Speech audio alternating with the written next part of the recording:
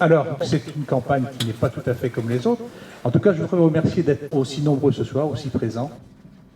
On voit déjà apparaître dans ces réunions les grands axes d'une campagne qu'on a menée de 2014 à 2020. Et ça, c'est l'élément fort. Il faut que pour que les gens se sentent concernés, qu'ils sentent qu'on reprenne leurs idées. Alors c'est vrai que poursuivre l'accès à la culture, au sport, au loisir au plus grand nombre, on s'appelle une ville pour tous quand même, donc c'est la moindre des choses. J'aurais aimé qu'à travers notre programmation culturelle, on ait aussi une identité. Comme Becherel, c'est le livre, Saint-Malo, c'est les bulles, enfin les bulles, le clé, les bulles. Hein. Et pourquoi pas réfléchir dans l'avenir sur se rapprocher, par exemple, de la culture scientifique, puisque nous sommes une ville très branchée sur le développement des nouvelles technologies, etc. Dans le programme métropolitain qui sera 2014-2020, sera bien inscrit la construction d'une aréna de 6 000 places, 8 000 places, on ne sait pas encore. Légitimement, on peut avoir cette aréna sur notre territoire communal.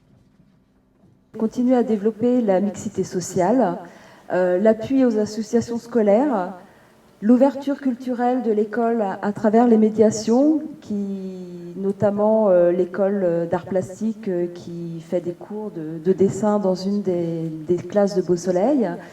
Continuer également les temps d'activité périscolaire, les TAP, et continuer également la consultation des parents d'élèves, comme ça a été fait pour les rythmes scolaires et la mise en place du bio dans les cantines. Poursuivre ce qui a été engagé auprès des personnes âgées, notamment sur la maladie d'Alzheimer. Le café mémoire commence à être bien vécu. Continuer les investissements sur les voies vélo et les accès handicapés et continuer les démarches liées au développement durable.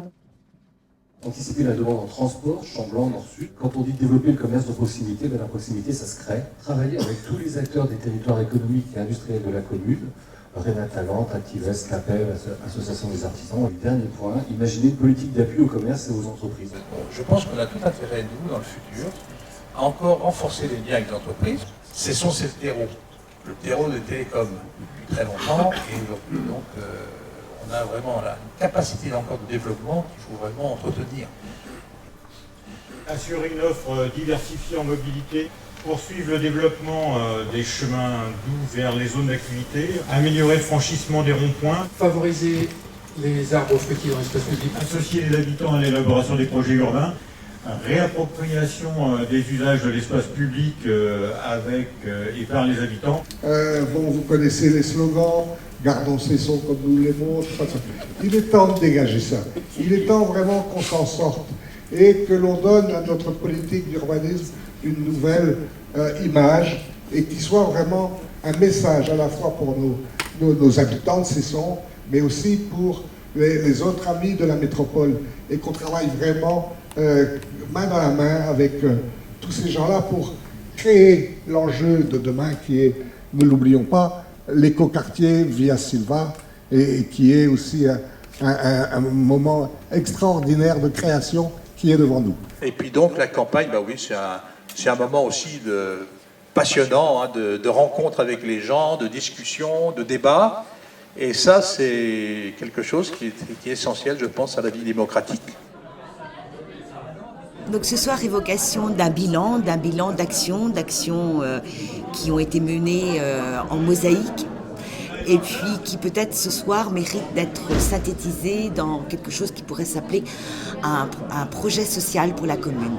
Et un projet social travaillé surtout en transversalité entre les différents services de la ville, avec les associations et avec des citoyens. La mixité est hyper importante. On a pesé tout notre poids effectivement pour que celle-ci soit mise en œuvre autant sur les quartiers nouveaux, ZAC des Longchamps, notamment des Champs Blancs, et la ZAC des Périns, où on retrouve la mixité, habitat, activité, afin de pouvoir effectivement permettre des circuits courts de déplacement et d'être au plus près des équipements. Moi, ce qui m'intéresse toujours, ou ce qui m'a encore intéressé, c'est le fait d'associer la population à travers la mise en place, par exemple, de commissions extra-municipales. Très intéressée par l'ouverture culturelle, ce qui a pu être mis en place sur cette année, mais sur aussi tout ce qui était de l'ordre du mieux vivre à Cesson. Donc en fait, c'était intéressant de voir de quoi allait se nourrir le futur programme de Michel Bihan. Ce qui m'a semblé intéressant, c'est de voir que les citoyens étaient au cœur des débats en fait. Le fait d'expliquer en fait aux citoyens à quoi servaient les impôts, en fait, ça m'a semblé vraiment important et je pense qu'il y a beaucoup de choses à dire là-dessus et les citoyens ne sont pas forcément au courant de ce à quoi va l'argent qu'on peut être amené à donner. L'impression générale, l'impression de transparence et une certaine humilité des gens qui ont quand même dirigé la commune, si on fait quand même pendant 6 ans. Donc un certain recul, mais en même temps, voilà, plein de choses encore à faire. Et voilà, je trouvais pas mal d'humilité dans ce qui restait encore à faire avec les moyens qu'on a. Et puis voilà, un échange tout à fait humain et humble.